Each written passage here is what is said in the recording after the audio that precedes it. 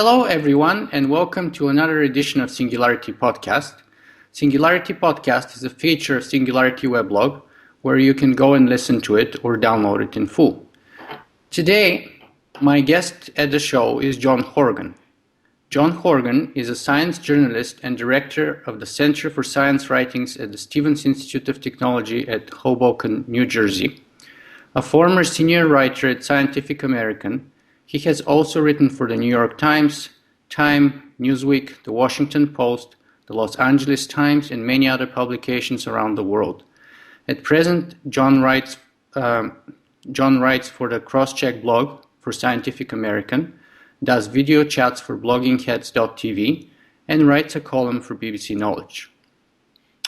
I have to mention also that many of John's publications have received international coverage, including front-page reviews and news articles. His first book, The End of Science, Facing the Limits of Science in the Twilight of the Scientific Age, was a bestseller translated into 13 languages. His follow-up, The Undiscovered Mind, How the Human Brain Defies Replication, Medication and Explanation, was a finalist for the 2000 British Mind Book of the Year and has been translated into 8 languages. John is probably the best-known critic of both Ray Kurzweil and the technological singularity, and it is for this reason that I wanted to invite him here at Singularity Weblog so that he can present his views on our topic. So without further ado, let me welcome John Horgan at Singularity Podcast. Welcome, John. Thank you. Nice to be here. I'm certainly a critic of the singularity. I have never heard before that I was the best-known critic, but I guess that's a compliment, so thank you. Oh, you're very welcome. And again, it is our privilege to have you here.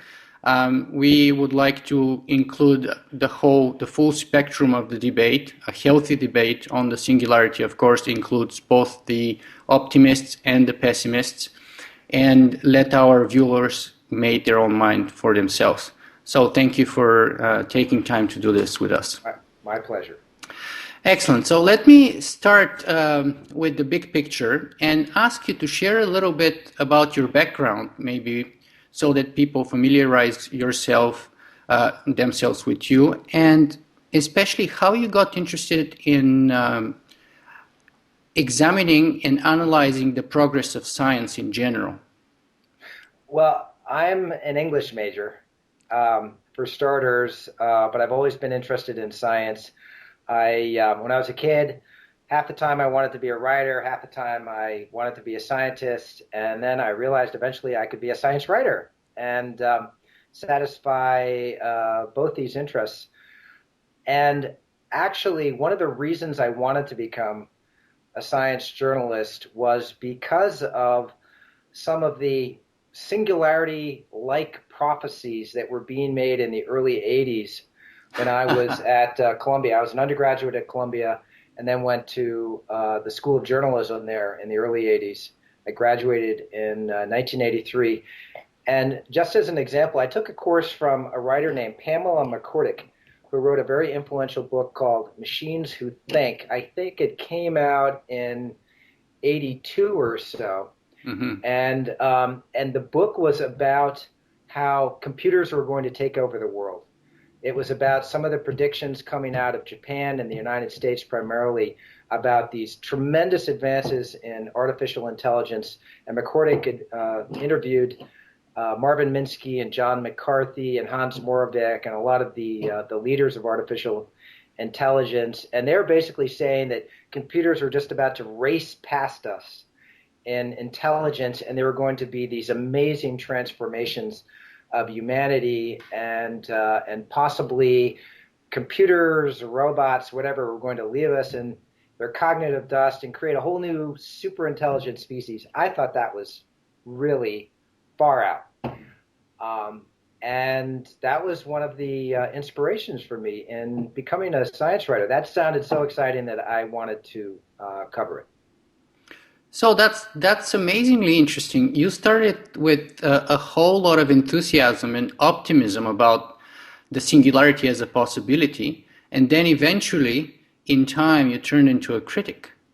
Yeah, I should mention that this is maybe giving away a little bit too much about my background, but another inspirational factor was that I had a drug trip. So I'm sort of an old hippie, and grew up in the '60s, and I dabbled in psychedelics. And I had a trip in I think it was 1981. I've written about this, and in fact, I think I mentioned it at the Singularity Summit a couple of years ago. Yeah, I was watching that video.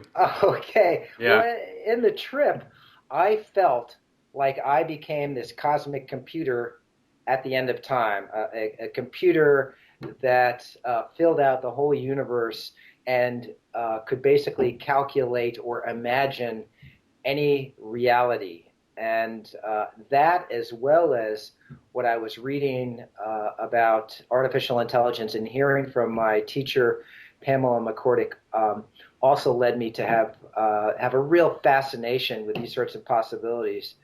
And my first job in journalism was for an engineering magazine, IEEE Spectrum, which was covering artificial intelligence. And it was covering some of the crazy research that was being supported by DARPA, the Defense Advanced Research Projects Agency.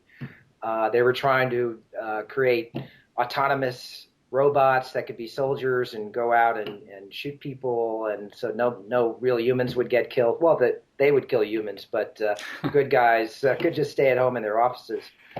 And so it was a combination of this actual vision that I had and science fiction and what I was reading that made it seem as though all this was actually going to happen, that pulled me into this field. So would you say that your original motivation that pulled you into the field was spiritual or scientific or general curiosity, or what was the main motive, you would say?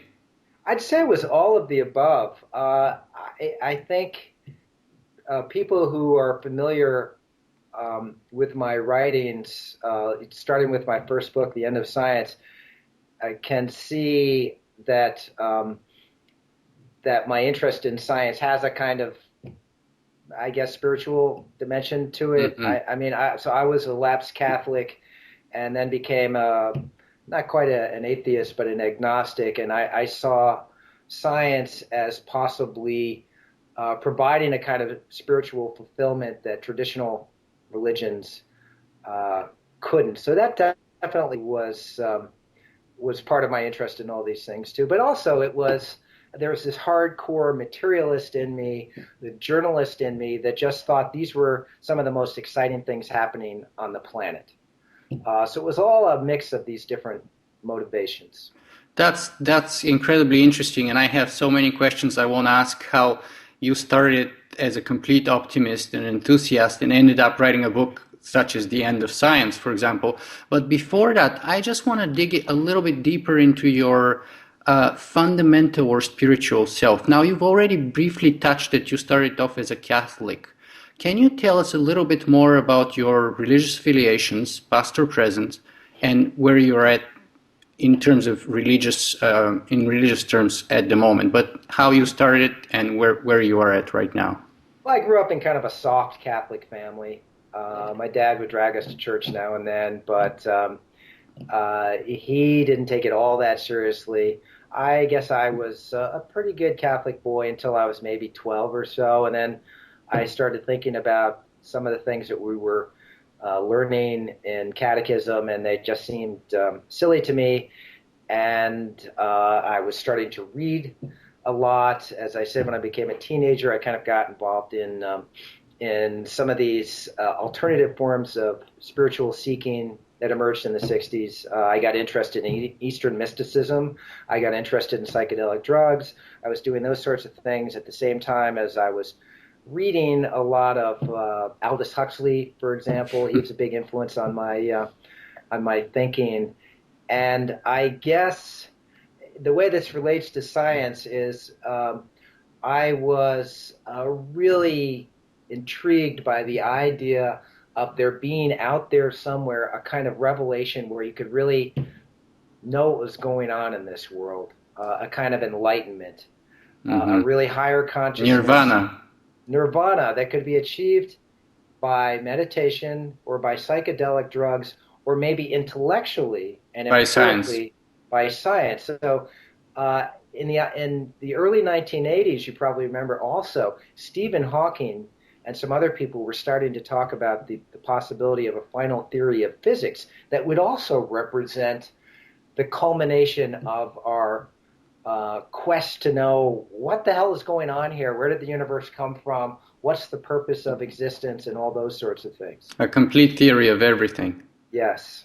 Mm-hmm. Yeah. So that was part of the motivation. I should say another big.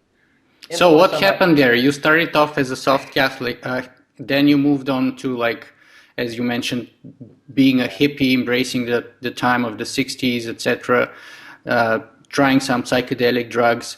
Then how did your religious awareness or embracing of religious ideas evolve from there? What was the next step? Did you abandon Catholicism completely? Did you become agnostic or a complete atheist? Did you become a Buddhist because you mentioned Eastern mysticism? I'm fascinated by all forms of religion. I'm not religious in any conventional way anymore. I call myself an agnostic because reality seems much too weird to be totally random, a total coincidence that has no purpose or meaning. There's too much of a narrative, too much drama to existence for me to completely be an atheist. Mm-hmm. But I haven't found any theology that makes any sense to me. So I'm always out there looking for people's crazy ideas to try to find something that makes sense. And I guess because I'm sort of an asshole, I'm fascinated in ideas, and then I find them, and then I look into them, and then I decide that they're really pretty dumb, just as dumb as Catholicism was, and then I go on to the next thing. But I should say that my skepticism is informed. What turned me from an optimist to a pessimist was that I became a science journalist, and I learned what was actually going on in science, and I realized that the predictions about super intelligent machines and all that kind of stuff were just science fiction fantasies that were very poorly grounded in reality. That really started happening in the late 1980s. And I became equally pessimistic about the prospects for a final theory of physics that would explain where the universe came from. So I'm an equal opportunity skeptic. So would you say that at least for a brief period of time, when you originally started writing as a science journalist, you had this sort of proto-religious fascination with science as probably the substitute of your previous religious sort of searches or spiritual search? You replaced science, you put science at that pedestal for a time, then you kind of got disappointed from it, and then what? Well, I should say, first of all, I had a whole chapter, a whole section at the end of my first book, The End of Science, basically on the singularity. So I interviewed people like Freeman Dyson, who is really one of the heroes. It's astonishing to me that he's not mentioned more often by people in the singularity movement. I also interviewed Hans Moravec. I interviewed this wacky physicist named Frank Tipler, who had the omega point theory, where the universe collapses into a black hole that's actually a computer, and it's calculating all possible realities at the same instant. And the way I started to think about those sorts of ideas was that they were wonderful thought experiments. I call this scientific theology because they were sort of quasi-scientific. You're using science to extrapolate into the far future, and you imagine, for example, the whole universe becomes this all-powerful, all-knowing computer. Well, what then? The computronium. Right. What's it going to think about? What would this all-powerful computer want to do for the rest of eternity? And I found questions like that really fascinating in a way that conventional theology wasn't, because they had this kind of scientific dimension to them. So I love that shit. But that to me was like theology, and not something that I thought was actually imminent, was going to happen, and that people should start taking very seriously right now. It was just wonderful thought experiments and places where the human imagination could run amok.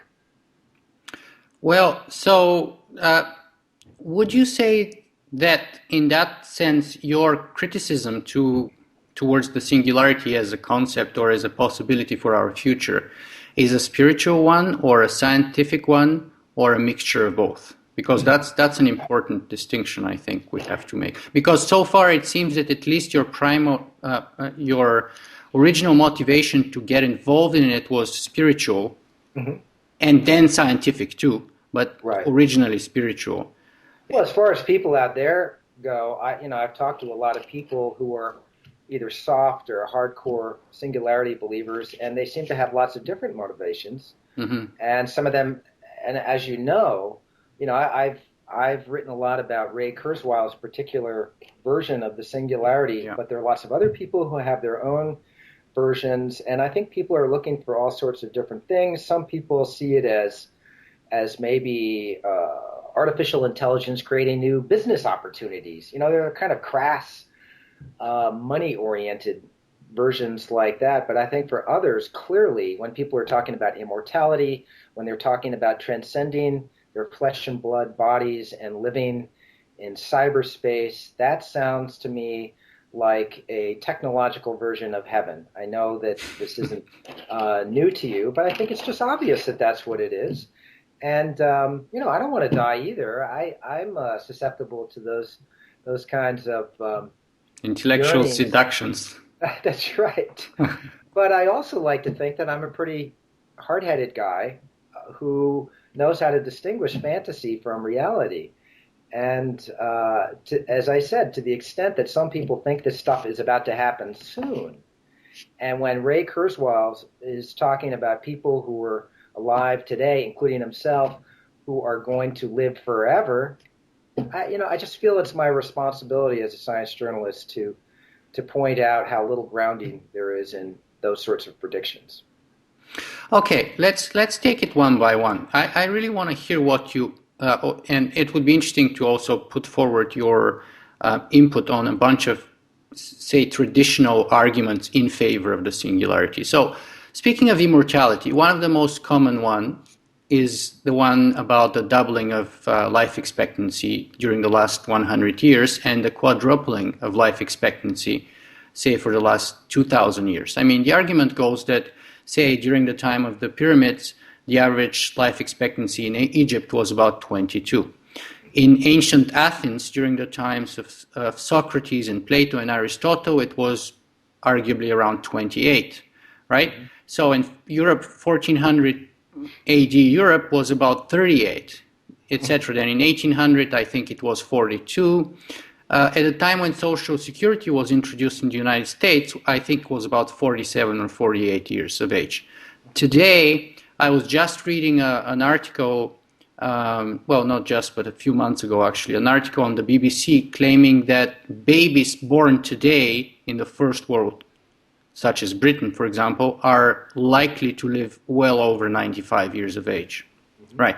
So the argument goes that clearly, scientifically, we have managed to prolong life 4 times by a factor of 4 in the last 2,000 years and by a factor of 2 in only the last 100 years. So since science is accelerating and development in scientific discoveries are accelerating, so the argument claims, chances are that we're going to double life expectancy not in another 100 years, but in another maybe 50 years or 40 years again.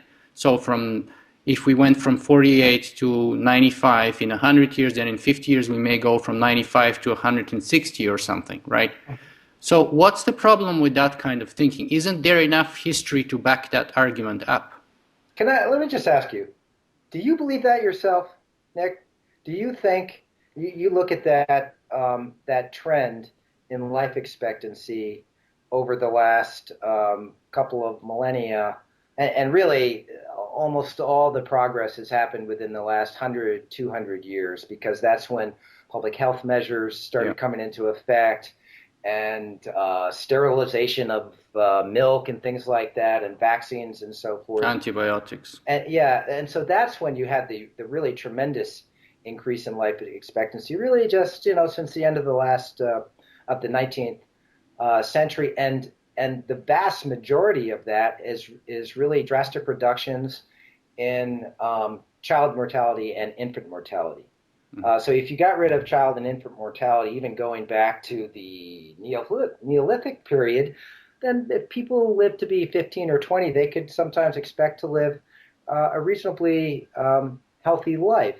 So that's kind of the sensible way, I think, to look at it. And you also see this throughout all of human history, a ceiling on life expectancy. So there are extraordinary people who live to be more than 100 years old. I think the oldest person who has been recorded is Madame Calment, this old French lady who lived to be 130 or so. Yeah. But you don't see, if the ceiling was in principle something that could just be raised more and more, I think you'd have to see some of these extraordinary cases of people living to 150, 160, but there's nothing like that. And most of the biologists I know and the experts on senescence, they say that at this point it looks like there is a ceiling. So what's happening is that you're getting more and more people who are living to the theoretical optimal lifespan, but not beyond that. And the arguments that I beat to death when I'm talking about the singularity and when people talk about immortality is, give me a little more, give me something to make me more optimistic. How about some advances in treating cancer? How about some advances in gene therapy? Gene therapy doesn't exist now, and it goes back more than 20 years now. I mean, I was at Scientific American in the late 80s when gene therapy was going to revolutionize medicine, and it never happened. It turns out to be extraordinarily difficult. And Scientific American was also publishing one article after another on how cancer was on the verge of being cured. That never happened because human biology is much more complicated than anybody realized. And well, so, may I jump in? So that's why May I jump in and see if I can provide some input here? I mean, here's my own personal experience. Like, for me, that argument that I made makes sense. Mm-hmm. And the reason for this is this. Let me give you an example. My father is a fairly young guy, actually. He, unfortunately, in the last year, he had 2 heart attacks and 2 strokes. And let me mention that he lives in Bulgaria. So as soon as he had the first 2 heart attacks, he had to get a bypass. Now, 20 years ago, I think, in most countries, or 30 years ago, in most countries, people who have heart attacks would probably die as soon as they get the heart attacks. Mm-hmm. Nowadays, in a place like Bulgaria, a bypass is a routine operation. So my father had 2 heart attacks, and he recovered completely after them, right? So it is at least one case in which science, medical science in this case, has provided us with a chance to address a health-related issue or a disease that kills people, one of the most common killers actually, right? Yes. And provides them an extra life of probably 10, 20 or more years in some cases, right? Mm-hmm. So here's one case in which we're not talking about, infant mortality, but we're talking of actual measurable life extension technology, which a bypass is, right? Mm-hmm. Another one, my nephew was born with diabetes, or he had a child type 2 diabetes, I think it's called, right? Yeah. Again, in the 1930s, all those kids would probably die before the age of 10 or 7 or 8 or something like that. Right now, he's a young lad, probably 23 years old. He's at the university football team. He's like 6'3", and he's the embodiment of health and strength, right? Okay. Another case in which I believe the discovery of insulin, which was, by the way, done here at the University of Toronto, saved a life and many millions of lives, and gives those people a chance of life that they never had. And I mean, that's why they gave the fastest ever Nobel Prize for Medicine for the invention of insulin, because immediately, as soon as it was invented, it started producing immediate results of saving people's lives. Also, cancer. If we talk about cancer, I think there's many forms of cancer nowadays. I mean, my mother died from cancer when she was 38 and a half, unfortunately. But so that didn't work for her, even though she did go through like even radiation therapy and chemotherapy, and nothing helped in her case. But the reason for this was again because her treatment was done in Bulgaria. As I found out later on, if she had the chance to go to, say, France or Switzerland and be treated for the same type of cancer that she had, the type of treatment that she had on her was not being in usage in those countries since the 1940s. So, of course, Bulgaria was about 40 or 50 years behind in terms of medical science. And most people with that kind of cancer survive nowadays, right? So aren't those all clear cases in which science has made a difference and measurable effect on the life expectancy of people? Nick, I hope you realize I'm not denying that there's progress. We've already talked about things like vaccines and antibiotics and so forth. When my first child was born, my son McNeil, who's now a big strapping 17-year-old boy, his mother could not deliver him vaginally, and so she had to have a cesarean section. Yeah. They both probably would have died. Yeah.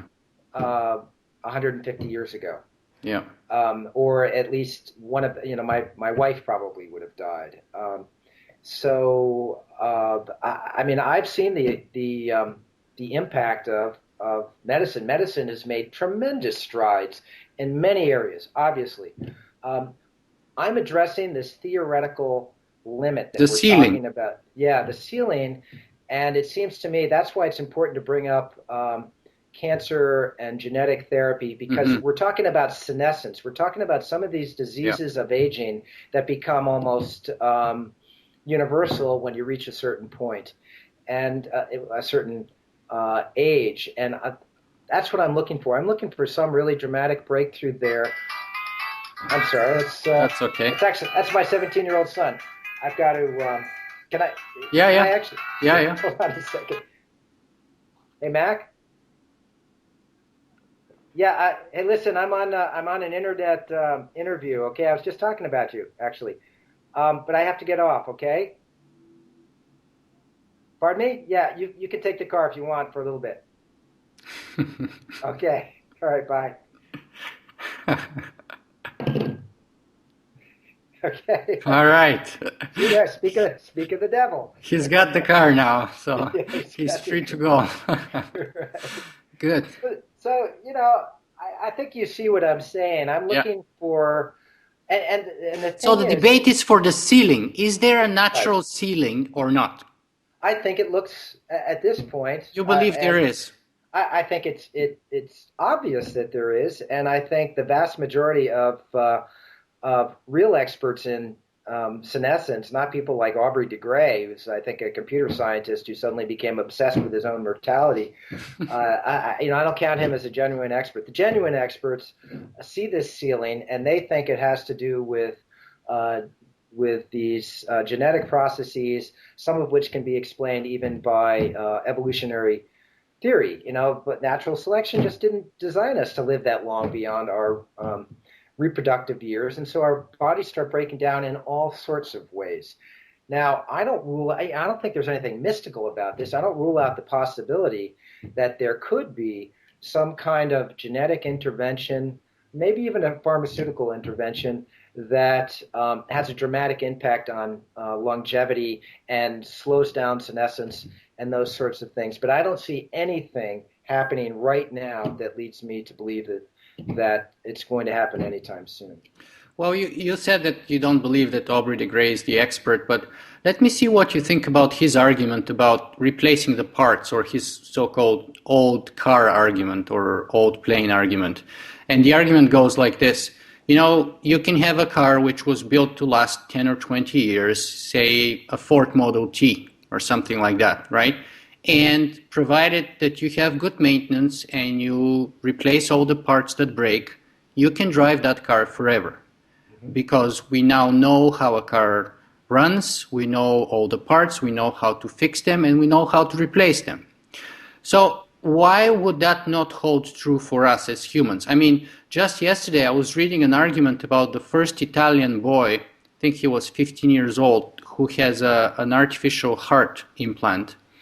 And in his particular case, he had a very specific muscular degeneration on one of the valves, I think.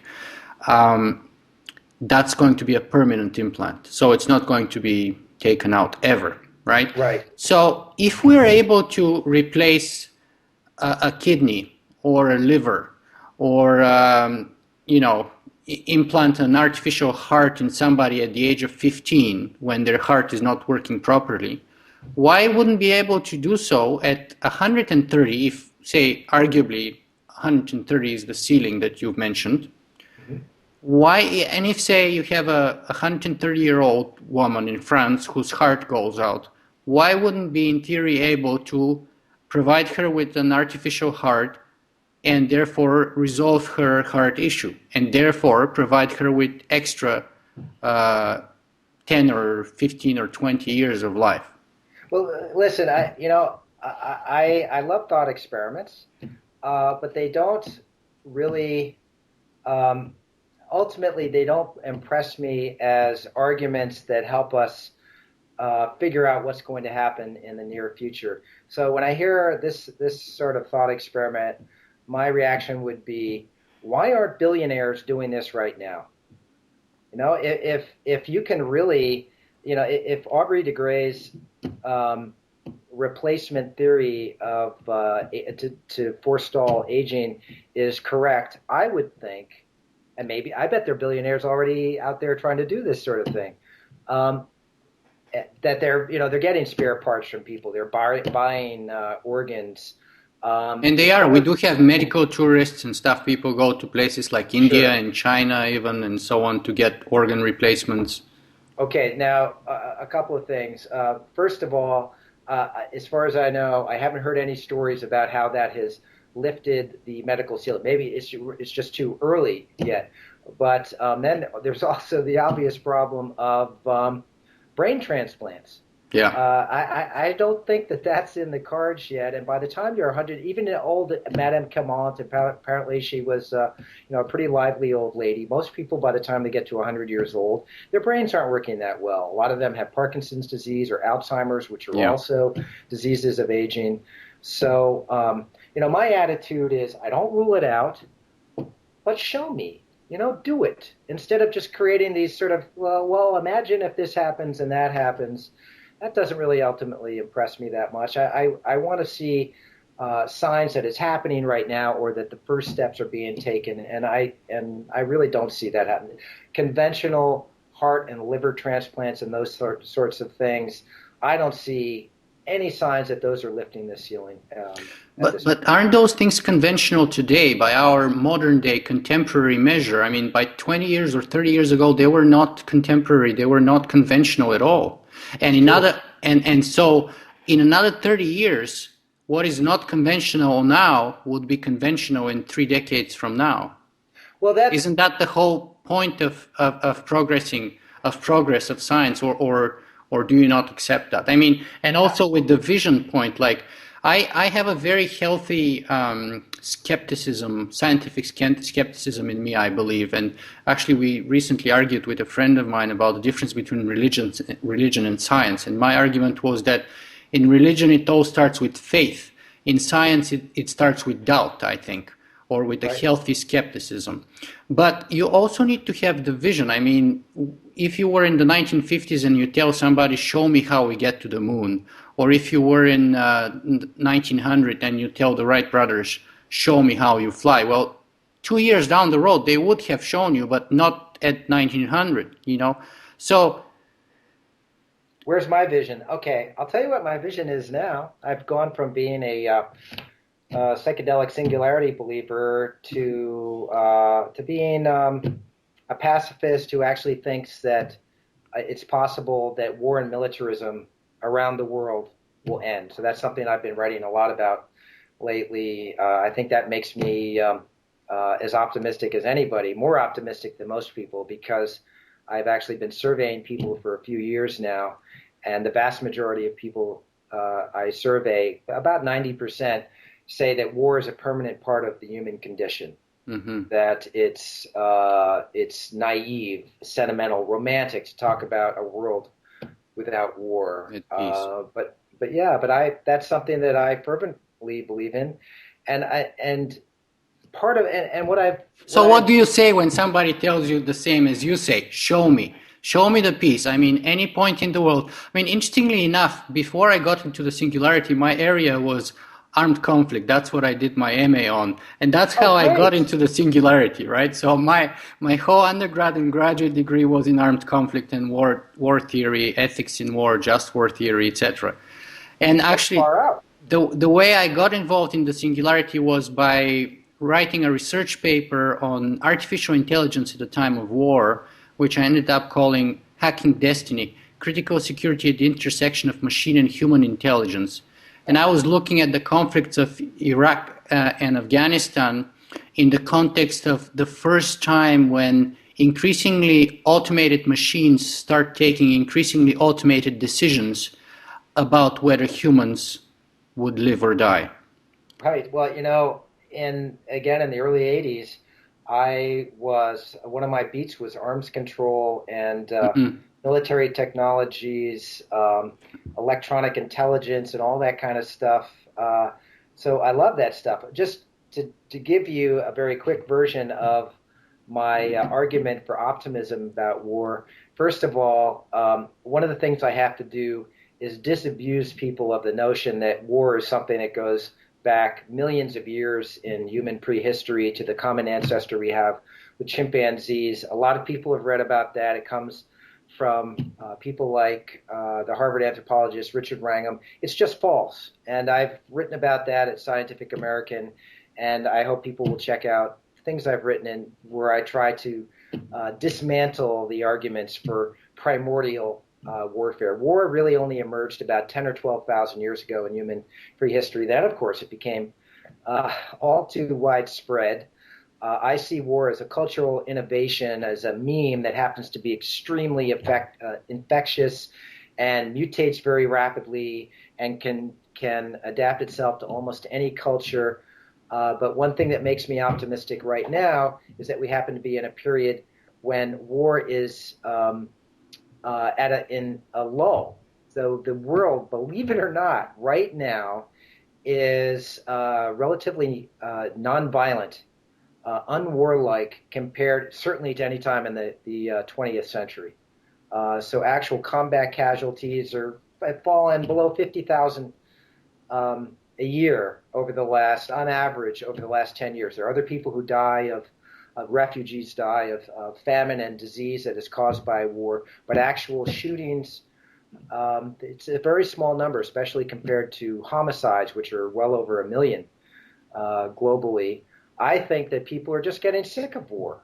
And here's the naive part of me. I think that people are beginning to realize that war really is stupid. It's stupid and wasteful. It's a primitive, immature behavior, and that world leaders are beginning to recognize that. I think the United States is certainly part of the problem now, but it can also be part of the solution in getting us past war. The United States military budget is about as much as the rest of the world combined now. So that shows the power we have to be leaders in taking the world beyond war and militarism. But I realize I've got an uphill battle trying to convince people of that. And especially against your own, I think, arguments that you level against the Singularity.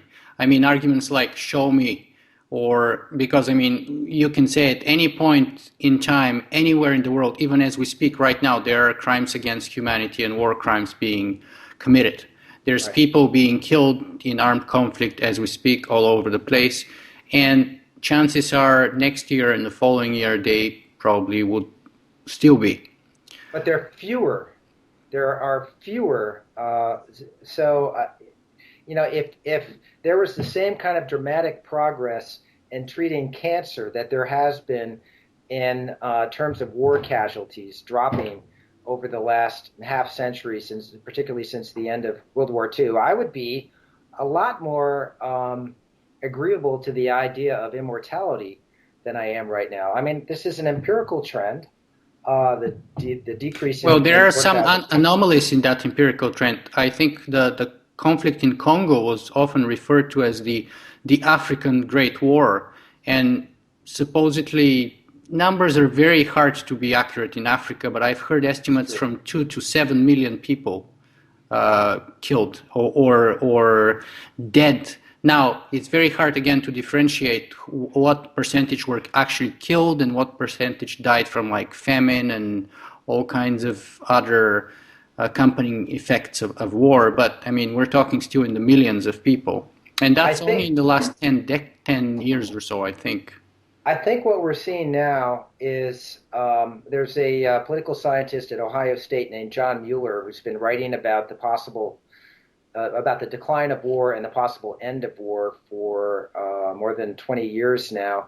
And he says that now we're dealing with what he calls the remnants of war. We're dealing with civil wars in areas where governments have failed. That would be certainly true of the Congo. You're dealing with rogue states like North Korea, like Iraq under Saddam Hussein.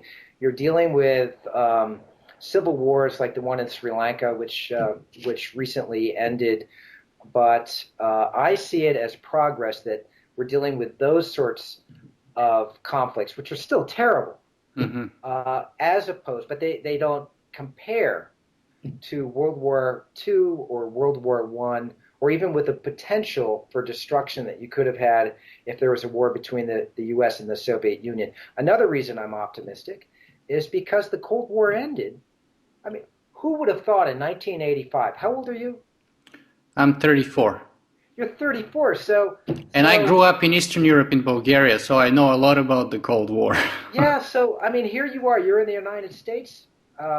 You're in Canada. I'm right? in Canada, yes. Yeah, so that you wouldn't have been able to leave Bulgaria probably 30 years ago. Yeah. And the collapse of the Soviet Union happened with virtually no violence at all. Who could possibly have foreseen that?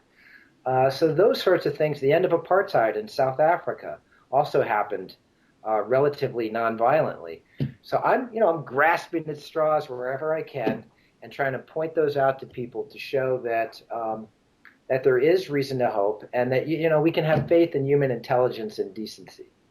Well, I absolutely wish you good luck with that argument, and I absolutely hope you're right on that one. But I'm going to try and bring back our discussion and connect it a little bit more to the singularity again. Mm-hmm. Still not far away from war, though, at least for the next couple of minutes, by asking you about the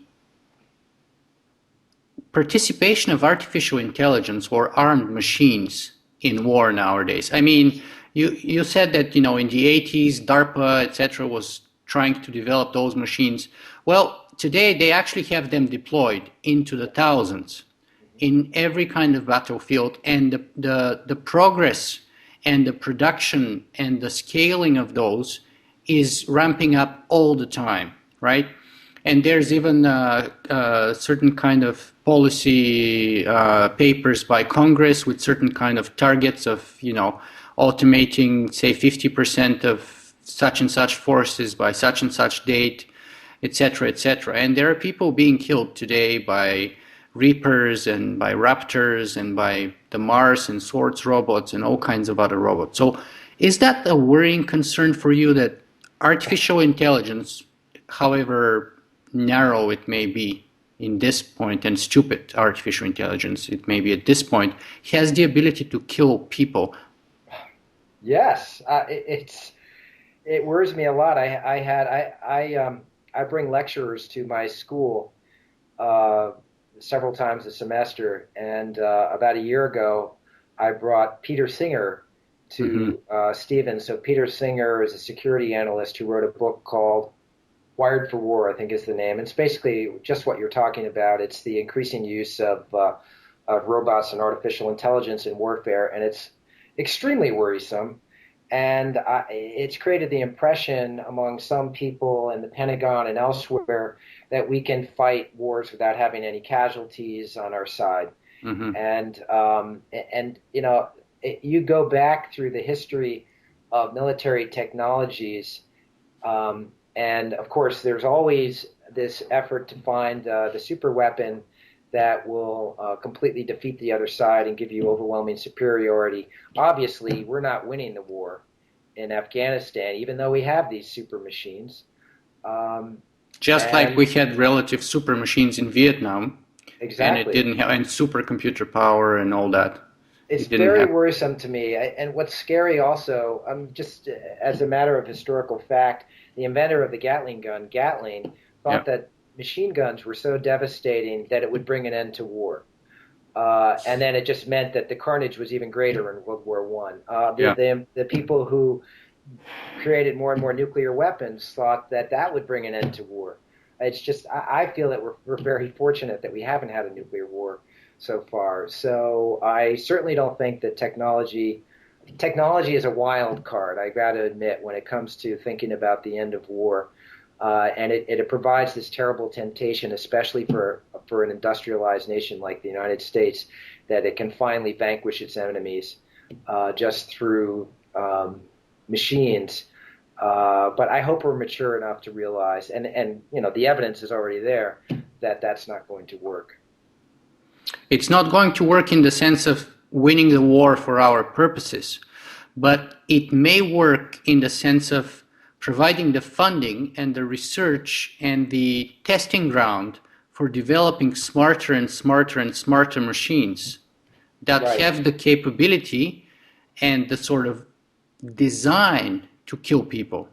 Nick, let me just say, I don't know how many people are going to watch this video, but those who are watching, some of them might be computer scientists and software designers and so forth, and who might be working for the military or thinking about working for the military. And I just hope they really ponder the ethics of doing that.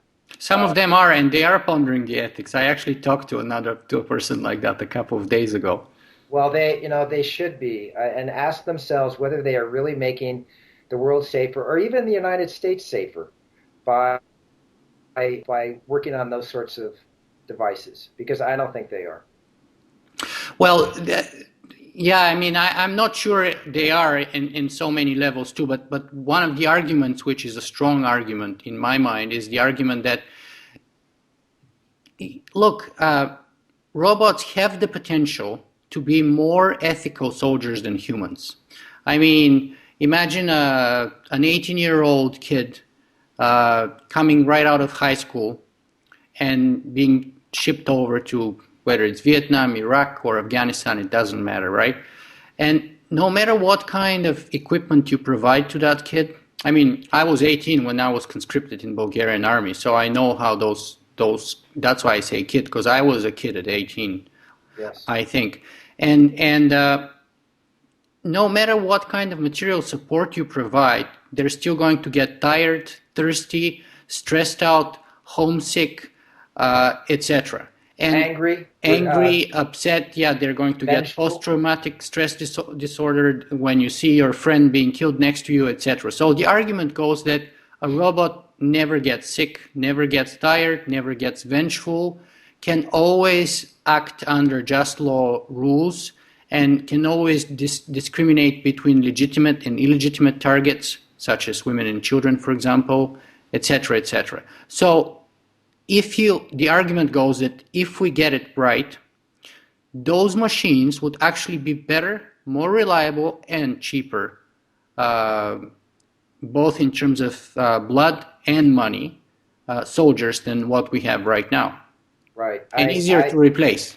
I've heard those arguments in principle. I think they make sense. But remember, those machines will still be ruled by human commanders, and those commanders can dial the ethics of the machines up or down. And when the battle gets really intense and the war is in the balance, then I figure those commanders will dial the ethics down of the machines just the way they dial the ethics down of human soldiers, and you will still have atrocities. I really don't see machines carrying out some kind of true just war in the future. I think that's that's a pipe dream. I think it will just let people rationalize war in the future, just as they've always rationalized war in the past. So I hope people don't fool themselves into thinking that that will happen. Let me just make one more point. We're talking about machines and artificial intelligence. Yeah. There's also another research area related to the singularity. A lot of the work being done on what I call neural coding, which is trying to understand how the brain works. If you think of the brain as a kind of computer, it's trying to understand the machine code of the brain. A lot of that work is being supported by the Pentagon. By DARPA too. I find that very worrisome. I know that there are people in DARPA who are interested in creating super soldiers, bionic soldiers who are cognitively enhanced by having brain implants and so forth. Again, I think that is a very, very bad idea. It's just going to continue the arms race, taken in directions that are very unpredictable and will lead to more instability. So again, I hope people out there who might be working on those sorts of things think very long and hard before they get involved in that sort of stuff. Well, whether it's a good or a bad idea, I'm going to push that issue aside for the moment. But the point of the matter is that those technologies are being worked on. They're being funded, they're being researched, and they're being tested.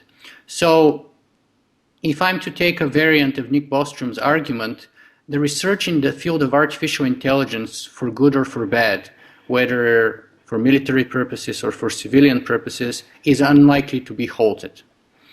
It's most likely going to continue, and most likely the machines are going to be smarter and smarter and better as they come out of the production line. So isn't that all add up to a singularity in the end then? If you accept with me those steps and those concerns, which are all legitimate concerns, but whether for good or for bad, doesn't that all add up to a singularity, whether it's going to be the end of us or not?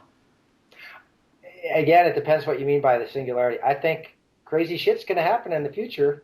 I certainly think that's the case, but it might be really good stuff. It might be things like the end of the Soviet Union, which nobody saw coming. I mean, Google is amazing. I dig Google. I love Google. Yeah. Some of these technologies I find fascinating. I do think that there's some interesting stuff happening in artificial intelligence that is plugged into the internet. So the internet can provide this kind of database for common sense reasoning that is extraordinary, that wasn't possible in artificial intelligence research just 20 years ago. So that kind of stuff I see as very exciting. I think even quantum computer research is pretty cool, and that could go in all sorts of interesting directions. I still think that we're going to be stuck with the essentials of the human condition, which means that we are mortal creatures. We get lonely sometimes. We're all searching for love and for meaning in our lives. In terms of those sorts of things being changed in some radical way because we become cyborgs or live in cyberspace, I just don't see it happening. So, but isn't that the spiritual John Horgan rather than the scientist? I mean, we have all the evidence here, or what I think is the evidence of things progressing along, and then you say, I just don't see it happening. I mean, if you look at it scientifically, you have to say, well, we have A, B, C, and D, and yes, maybe Z, but you're saying, yes, I accept A, B, C, and D, but I don't see Z. Well, Nick, I don't know. I think you seem to be a true believer, and I've given you my best shot at trying to convince you, try to not convince you, but just show you where my skepticism comes from. I feel like it's based not on some kind of mystical, spiritual outlook, but on a pretty hard-headed assessment of where science and technology are right now. Mm-hmm. And you might be right. There might be some crazy machine that's running around the halls of Google right now that they're going to let out, and it's the how that everybody has been waiting for all these years. But I want to see it before I believe it. Okay, let me just zoom back a little bit because we've been discussing the term, and there's a lot of disagreement about the definition of singularity. So let me ask you, John, how do you define the singularity in your own view? What is the singularity? Well, that's a good question. So the skeptic in me seizes on certain essential elements. The one element that I think is very concrete and that I like to focus on is the element of immortality. Mm-hmm. And the thing is that immortality can be realized in lots of different ways. Obviously, you can have immortality of our flesh and blood cells by, let's say, some genetic engineering. You can have immortality of our cells if we're digitized and embodied in computers and that sort of thing, or maybe we have all our body parts replaced, as you were saying. So that's one part of it. But then there is the superintelligence part, and that again can be something that involves, let's say, brain implants in people who are like you and me, or it can be pure robots, pure metal and silicon devices that become super intelligent and maybe have a mind completely different from our minds, or a genetically engineered human. So there are all sorts of different versions of that, but the idea is not just advances, tweaks in our intelligence in the same way that we've had slight advances in life expectancy, but like tenfold intelligence increases, where you really have a completely new life form with extraordinary capacities. And maybe you get this positive feedback effect going where that super intelligent creature can create even more intelligent offspring. So those two elements, the superintelligence and especially positive feedback, superintelligence, and immortality, are the ones that I think are the pillars of the singularity, and those are the two elements that I'm most skeptical of. Mm-hmm. So, in other words, you're convinced that the human condition is fundamentally inescapable. I mean, as far as I can tell now, again, it's not. I know you think you want. You think that I've got some sort of spiritual resistance to this. It's science. And it's looking at what science and medicine are doing right now.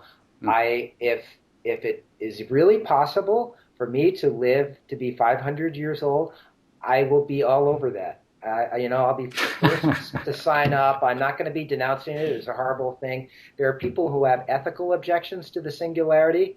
My ethical objections come from people talking about these things as imminent when there's really no evidence for that. But in terms of whether I think it would be a groovy thing or not to have an IQ of 700 and to be able to live to 500 and have the body of a 25-year-old, I think that's just fine.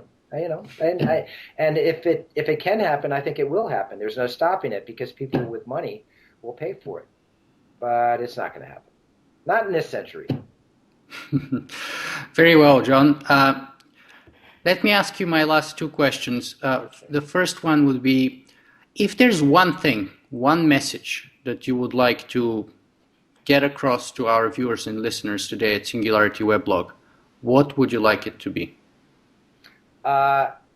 Stop thinking about becoming a super intelligent cyborg and start thinking about how to create a world without war.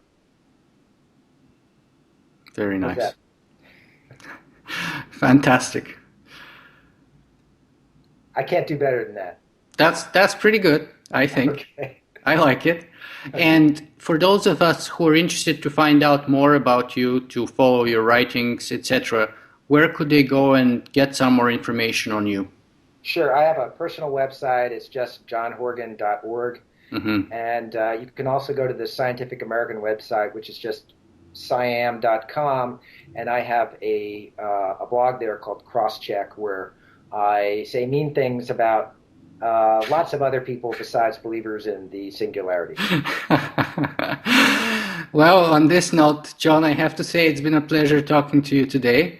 I really appreciate you taking your time to be a guest here at Singularity Podcast. And I hope that we do that again. It was my pleasure, really, Nick. Thank you, John. Okay.